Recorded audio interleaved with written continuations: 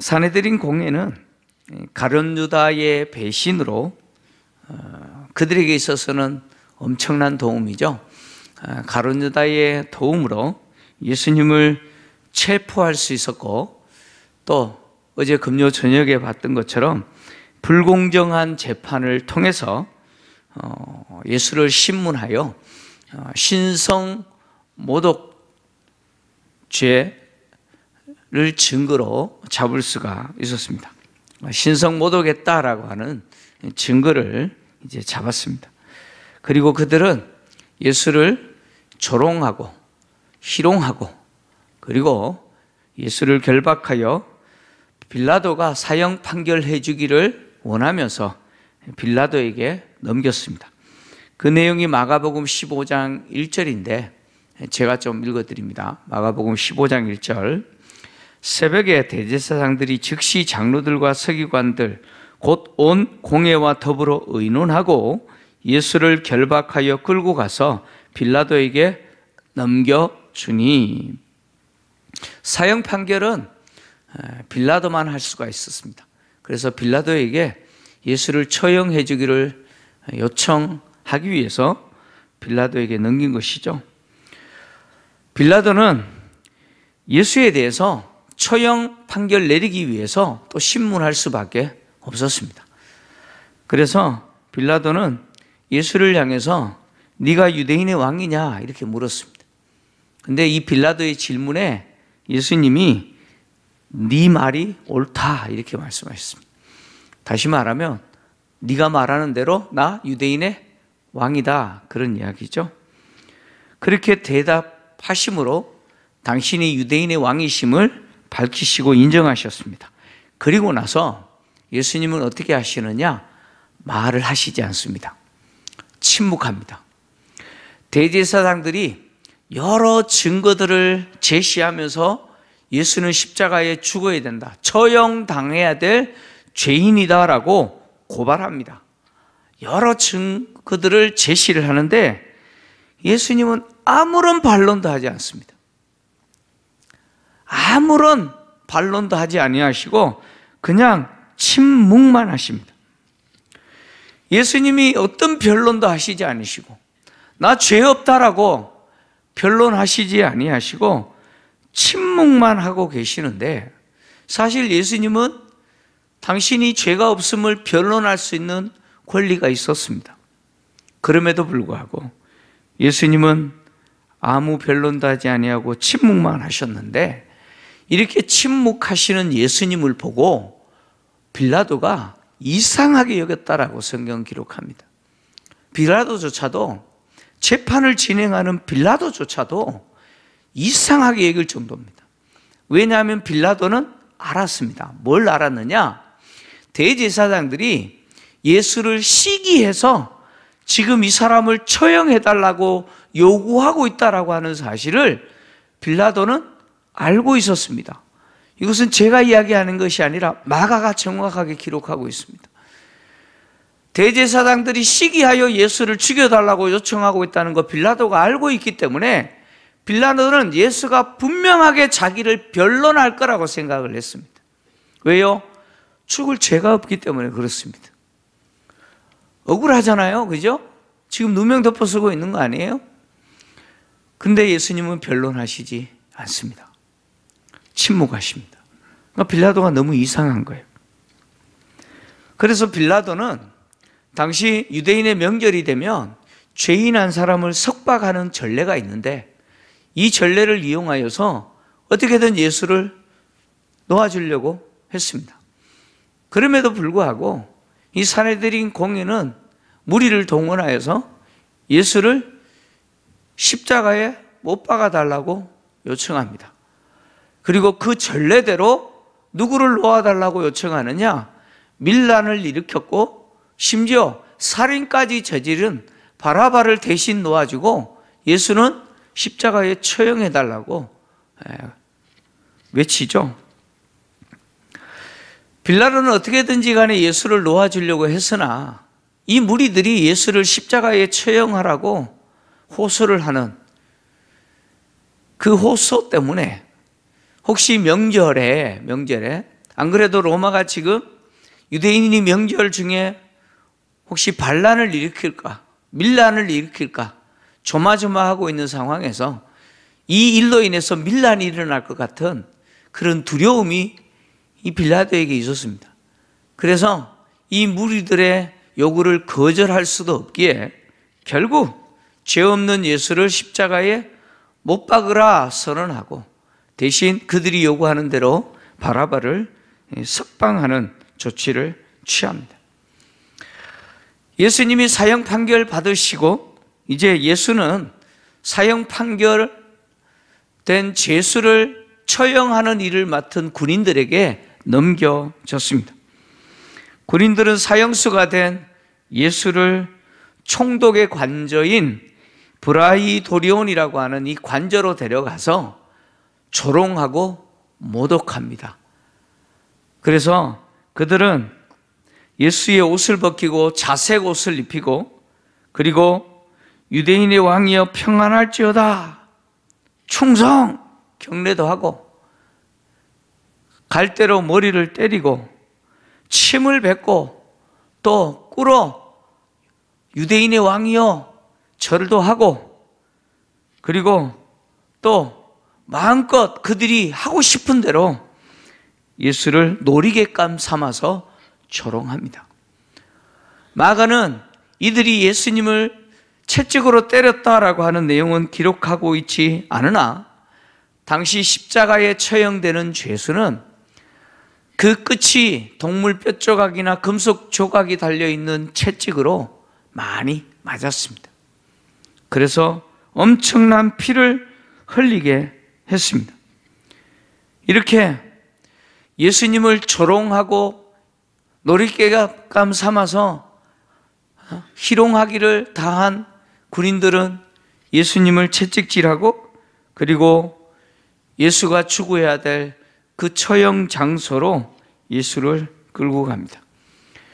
근데 이미 예수님이 십자가를 더 이상 들고 갈 만큼 그 몸이 온전치 않았기 때문에 로마 군인들은 알렉산더와 루포의 아버지 구레네 사람 시몬을 강제로 예수님의 십자가를 지게 하고 현장까지 가게 했습니다. 당시 로마법은 속주국의 국민들, 그들을 로마 군인들이 해야 될 그 업무를 강제로 하게 할 수 있는 권한을 갖고 있었습니다. 그래서 그 권한을 이용하여서 바로 산드와 루포의 아버지인 구레네 사람 시몬을 강제로 예수님의 십자가를 지고 골고다까지 가게 한 것이죠. 골고다라고 하는 언덕에 도착했는데 이 골고다라고 하는 말은 아람어 굴구타라는 단어입니다. 이 굴구타라고 하는 아람어는 어떤 뜻이냐? 해골의 곳이라는 뜻입니다. 그 곳에 도착했는데 이 골고다는 예루살렘 성 밖입니다. 이곳에서 이제 예수님을 십자가에 못 박기 위해서 먼저 한 행동이 바로 죄수가 십자가에 달렸을 때 겪게 되는 그 고통을 경감시켜준다라고 알려진 몰약탄 포도주를 마시게 하는 겁니다. 근데 예수님은 그것을 거절하셨습니다. 그리고 죄수를 십자가에 못 박기 위해서 반드시 벌거벗겼습니다. 죄수는 완전히 벌거벗긴 상태에서 수치스러운 상태에서 십자가에 못 박았는데 예수님 역시 벌거벗겨지셨는데 그 벌거벗기고 그 옷을 군인들이 나눠 갖기 위해서 제비뽑기를 했습니다.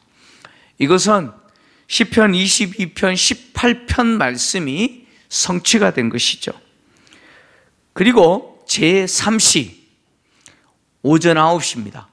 제3시가 되어 예수님은 십자가에 못 박히셨습니다. 십자가 처형 제도는 BC 7세기 메데와 페르시아에서 시작됐습니다.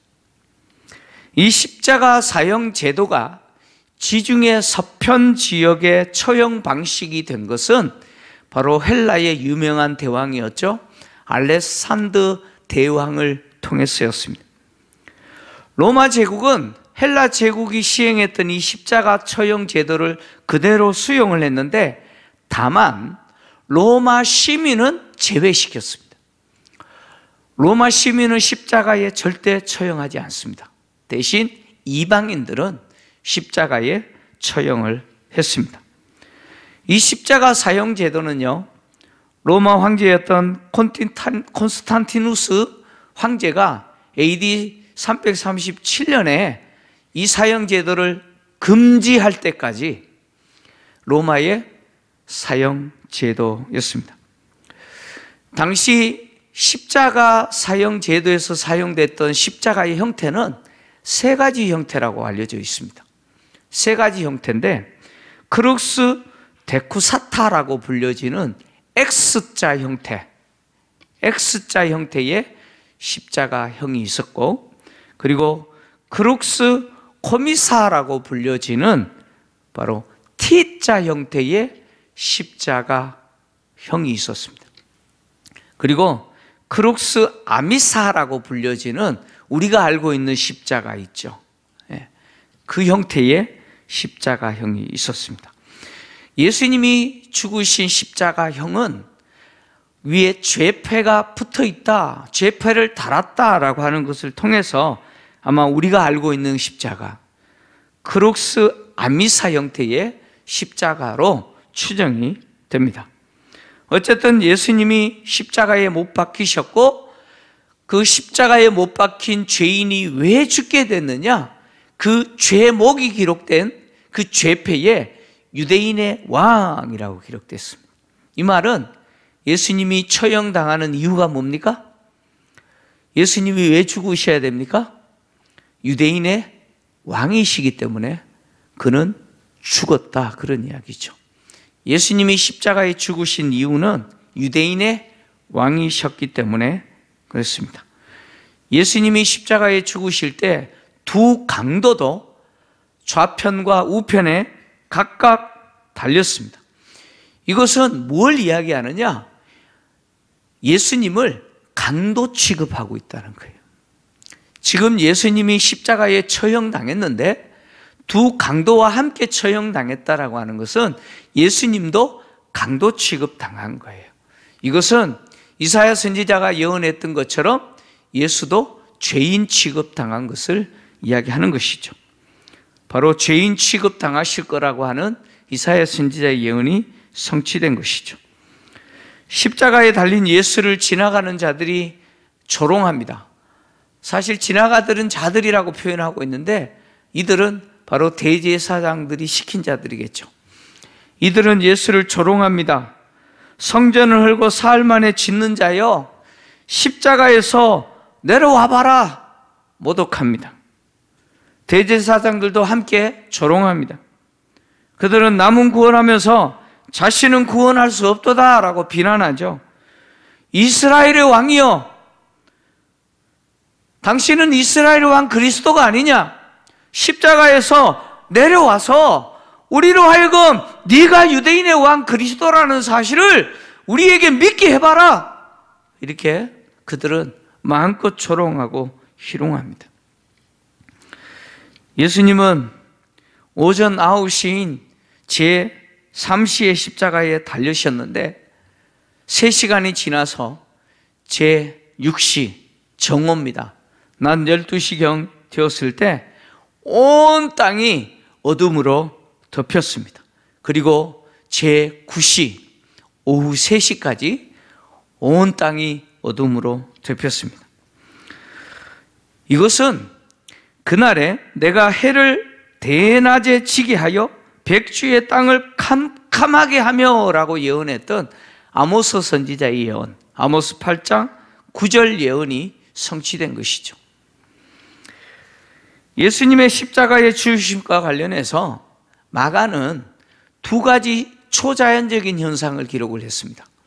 마가가 두 가지 초자연적인 현상이 일어났다라고 이야기하는데, 첫 번째 일어난 현상은 바로 제6시부터 제9시까지 계속된 이 흑암입니다. 온 땅이 어둠으로 덮였다라는 것이고, 두 번째 초자연적인 현상은 성소의 휘장이 위에서 아래로 찢어져 둘로 나눠졌다라고 하는 것이죠. 성경을 믿지 않고 성경의 초자연적인 기록들을 부정하는 사람들은 이 제60부터 제90까지 진행됐던 이 온 땅이 어둠으로 덮였다라고 하는 이 기록은 실제 일어났던 초자연적인 현상이 아니고 그때 일어났던 계기일식이다, 이렇게 주장을 합니다. 계기일식 알죠? 네. 달의 그림자에 해가 가려지는 거 있잖아요. 그거라고 주장을 합니다. 근데 안타깝게도 이 6월절 기간은 보름달 기간입니다. 보름달 기간이라는 것은 계기일식이 일어날 일이 전혀 없다, 그런 이야기입니다. 그러니까 계기일식이 아니라는 이야기예요. 그래서 또 뭐라고 이야기하느냐? 모래폭풍이 불었다는 거예요. 모래폭풍이 불면 어때요? 깜깜해지잖아요, 그죠? 그래서 해를 덮을 만큼 강한 모래폭풍이 불었다, 이렇게 이야기합니다. 그런데 성경에는 어떤 그런 이야기도 하지 않습니다. 그것은 실제로 일어났던 초자연적인 현상이죠. 성전의 휘장이 찢어진 것도 마찬가지입니다. 실제로 일어났던 초자연적인 일이면서 역사적인 사건이죠. 그리고 제9시 예수님이 엘리 엘리 라마 사박다니, 엘리 엘리 라마 사박다니라고 크게 외치셨습니다. 엘리 엘리 라마 사박다니라는 말은 아람어인데 나의 하나님, 나의 하나님, 어찌하여 나를 버리셨습니까? 이런 뜻이죠. 예수님의 이 외침은 시편 22편 1절의 외침이죠. 예수님은 인간의 모든 죄를 홀로 짊어지시고 그 십자가에서 아버지로부터 버림당하는 그 고통을 호소하는 거예요. 그 절망을 지금 외치신 거죠. 그런데 지금은 십자가에서 엘리 엘리 라마 사박단이라고 외치시지만, 그러나 이제 곧 주님은 그 아버지 우편에 앉게 되시죠. 할렐루야. 아버지 우편에 앉게 되죠. 지금은 십자가에서 아버지로부터 버림당하는 아들이시지만 이제 그 아버지의 우편, 그 권능자 되시는 하나님 우편에 앉게 되실 것입니다. 엘리 엘리 라마 사박단이라고 외치시는 예수님의 외침에 사람들은 뭐라고 착각하느냐? 구원을 호소하고 있다. 특히 엘리야를 불러서 구원해달라고 호소하고 있다라고 그렇게 오해했습니다. 그리고 어떤 사람은 또 해면에 포도주를 적셔서 예수님께 마시려고 달려갑니다. 근데 사람들은 말리죠. 가만히 두어라. 엘리야가 와서 저를 구원하는 것을 보자. 그런 짓 하지 마라. 막습니다. 그리고 예수님은 큰 소리를 지르시고 숨을 거두셨습니다. 예수님이 죽으시자 한 사람이 등장하죠. 아리마대 요셉이라는 사람이 등장합니다. 그는 공회 의원으로서, 근데 존경받는 공회 의원으로서 하나님의 나라를 기다리는 자다, 이렇게 이야기합니다. 그는 당돌하게 빌라도에게 가서 예수의 시체를 내어달라고 하고 자기를 위해서 바위를 판 무덤, 그 무덤에 예수님의 시체를 장사했습니다. 그는 산헤드린 공회 의원입니다. 그가 산헤드린 공회 의원이라는 말은 산헤드린 공회가 만장일치로 예수님을 처형하기로 결정했을 때 그는 그 일에 가담하지 않았다라는 것이겠죠. 아리마대 사람 요셉은 자기를 위해서 준비한 무덤을 기꺼이 예수님을 장사하는 무덤으로 내어드렸습니다. 예수님이 아리마대 요셉의 무덤에 장사되자 마태복음은 대제사장들과 서기관들과 장로들이 그 무덤을 임봉하고 경비병을 세워 지켰다라고 하는 내용을 기록을 했습니다. 그들은 빌라도에게 가서 예수님이 살아계셨을 때 하셨던 그 말을 기억을 했습니다. 그 말은 무엇입니까? 내가 죽었다가 3일 만에 다시 살아날 거다라고 하는 그 말을 그들이 기억을 했습니다. 그들이 그 말을 직접 예수님을 통해서 들었든지 아니면 그 말을 들은 자들의 이야기를 그들이 전해드렸든지 간에 그들은 그 내용을 알고 있었습니다. 그래서 그들은 빌라도에게 가서 혹시 예수님이 살아계실 때 했던 그 말에 의해서 제자들이 예수님의 시체를 훔치고 예수님이 하셨던 그 말이 이루어졌다라고 주장해버리면, 즉 예수님의 시체를 훔치고 제자들이 예수님이 부활했다라고 주장하게 되면 예수님이 살아계셨을 때 있었던 일보다 더 큰 문제들이 발생할 수 있다.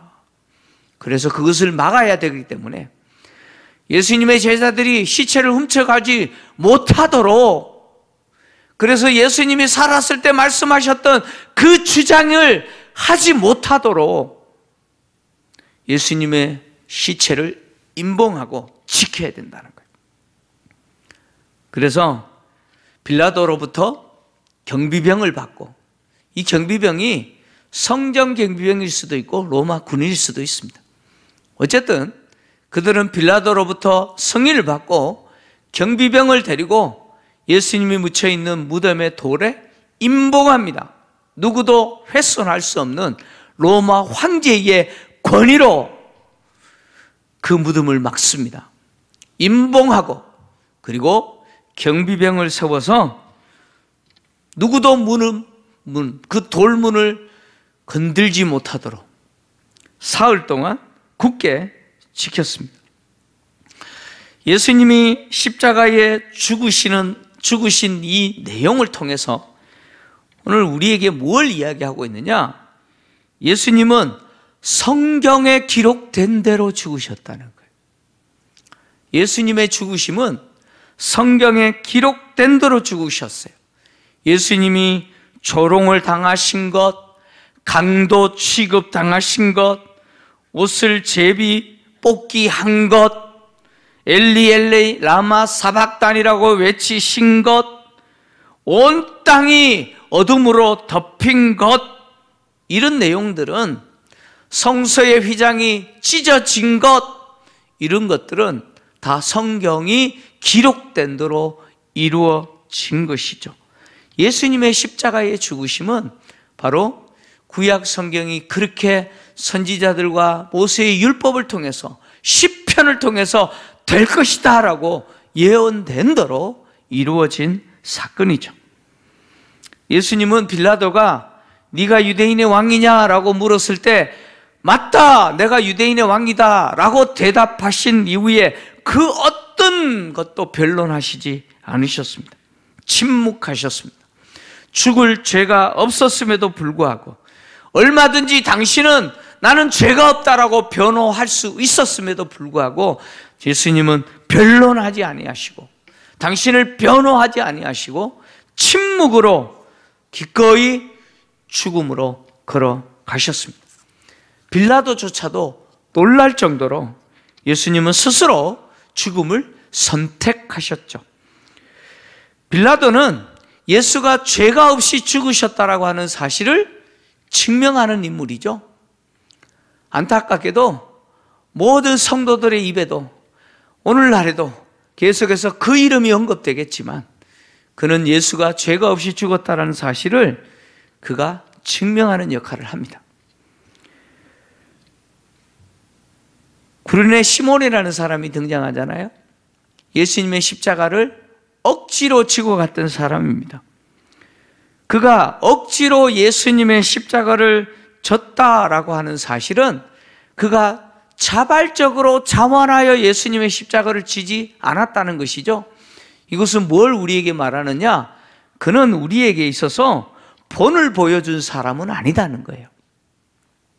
구레네 시몬이라는 사람은 믿음에 있어서 본을 보여준 사람은 아니다. 왜냐? 그는 자발적으로 자원하여 예수님의 십자가를 대신 진 사람이 아니라는 거예요. 억지로 졌다는 거예요. 그런데 마가가 이 구레네 사람 시몬의 이야기를 통해서 우리에게 아주 중요한 이야기를 한 가지 하고 있습니다. 그 이야기가 뭐냐? 이 구레네 사람 시몬을 이야기하면서 그를 알렉산더와 구포의 아버지라고 이야기합니다. 알렉산더와 구포의 아버지 구레네 사람 시몬, 이렇게 이야기합니다.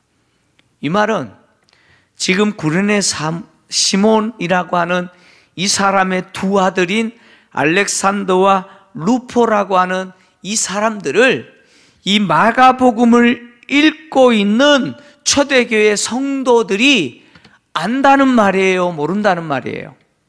안다, 그런 이야기입니다. 그러니까 마가는 이런 이야기를 하는 거예요. 때로는 억지로 십자가 질 수 있다는 거예요. 억지로라도 십자가 치면 하나님이 기억하신다, 그런 이야기죠. 그래서 알렉산더와 루프라고는 이 시몬의 두 아들은 아마 초대교회 성도들이 잘 아는 성도였던 것 같습니다. 그러니까 때로는 우리가 늘 주를 섬길 때 여러분 자원하셔서 하시는 게 좋아요, 그죠? 할렐루야. 여러분 자원하셔서 하십시오. 자원하셔서 하시는데 어떤 경우는 억지로라도 하십시오. 하기 싫은데 목사님이 하라 그래서, 하기 싫은데 교회가 내가 아니면 안 된다 그래서 억지로라도 하십시오. 그러면 하나님이 그거 기억하신다, 그런 이야기입니다. 아리마대 요셉이 등장하죠. 아리마대 사람 요셉은 사내들인 공회 의원입니다. 그는 유대 사회에서 존경받는 공회 의원입니다. 근데 그는 무엇을 기다리는 사람이냐? 하나님의 나라를 기다리는 사람입니다. 다시 말하면 이 사람은 예수님이 살아계실 때 예수를 믿은 사람이라는 거예요. 그러나 그는 예수님이 살아계실 때 그 공회 현장에서는 예수를 죽이면 안 된다라고 거부하고 반대하고 예수님을 처형하는 일에 막는 역할을 했어야 되는데 안타깝게도 그 일은 하지 못했습니다. 그러나 예수님이 죽으신 이후에는 그는 당돌하게 빌라도에게 가서 나 예수 믿는 사람이라는 사실을 드러내고 예수의 시체를 달라고 하여서 누구도 하지 않는 그 일, 그 예수의 시체를 자기의 무덤에 장사하는 역할을 했다, 그런 이야기입니다. 그는 진짜 예수 믿는 사람이죠. 비록 공회에서 예수를 죽이는 그 일을 반대하고 막지는 못했으나 죽은 예수를 기꺼이 자기의 존재, 자기는 예수를 믿는다라고 하는 사실을 제자들은 두려워서 도망갔는데 그는 드러내면서 예수를 장례한 사람이죠. 아리마대 요셉은 진짜 예수 믿는 사람이죠. 대제사장들과 서기관들은 예수의 부활을 막기 위해서, 특히 예수님의 제자들이 예수의 시체를 훔치고 예수 부활했다, 그거 하지 못하도록 무덤을 봉인하고 그리고 경비병까지 세우고 그렇게 지켰습니다. 그러나 그들의 이 행위는 헛수고죠. 쓸데없는 짓을 하고 있는 것이죠. 그들은 누구를 과대평가했느냐? 예수의 제자들을 과대평가했습니다. 그들은 누구를 과대평가했다고요? 예수의 제자들을 과대평가했어요. 지금 체포당하시고 죽으신 예수 버리고 도망간 제자들, 그들이 예수님의 시체를 훔칠 거라고 생각해요. 근데 실제 예수님의 제자들은 지금 어떻게 하고 있죠? 예수님의 제자들은 지금 어떻게 하고 있어요? 두려움에 떨고 있죠. 그죠? 숨어가지고 두려워서 떨고 있는 그 예수님의 제자들을 그들은 과대평가했어요. 그들이 예수님의 시체를 감히 훔칠 거라고 생각해요. 근데 그들은 진짜 과대평가해야 될 분을 과소평가하고 있죠. 그들은 정말 보아야 될 분을 보지 못하고 있어요. 그들은 그들이 임봉하고 경비병까지 세워서 지키고 있는 그 무덤에 갇힌 누워있는 그 예수를 과소평가하죠. 그들이 임봉하고 지키고 절대 일어나지 못할 거라고 생각하고 있는 그 예수, 잠시 후면 로마 황제의 권위로 무덤을 임봉했지만 로마 황제의 권위와 비교할 수 없는 권위를 가지시고 그 임봉을 깨뜨려 버리시고 그 무덤을 열시고 나오실 거죠. 그 예수를 그들은 과소평가하는 거죠. 정작 과소평가해야 될 제자들은 과대평가하고, 정작 깔아보고 인정해야 될 로마 황제의 권위와 비교할 수 없는 권위로 무덤을 열고 나오실, 그리고 하나님의 우편에 앉으시고 장차 세상을 심판하시기 위해서 다시 오실 그 예수를 과소평가하신 거죠.